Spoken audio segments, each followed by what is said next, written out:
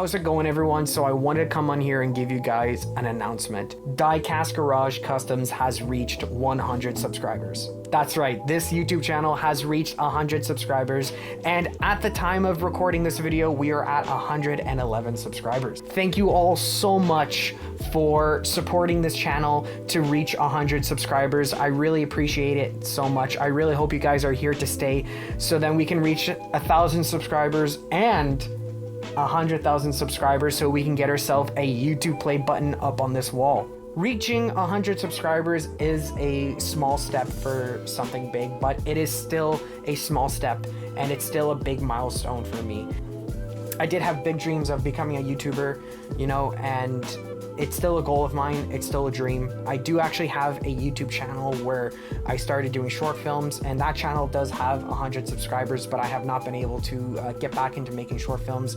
You know, life gets in the way sometimes, but with this, I actually have been able to be a lot more consistent with this channel than I did with my other one. So regardless of which channel gets a YouTube play button, you know, it's still a goal of mine. I still have a lot of ideas that I want to do for Diecast Garage Customs, a lot more customs, a lot more ideas, and a lot more video ideas I want to do. And you know what, it's just, I'm gonna balance the schedule and make sure that I am consistent with posting it. But you know, thank you guys so much for being with me since the beginning and helping me to reach 100 subscribers. You have no idea how important this means to me and how special this is. You know, like I said, 100 subscribers is small in the grand scheme of things, but it's still a milestone. It's still the first step because it does show that this channel can become something.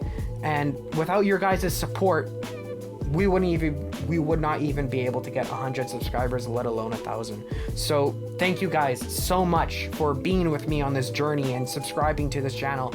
You know, I can't thank you guys so much. It does mean a lot. So without further ado, let's see how well this RX7 turned out.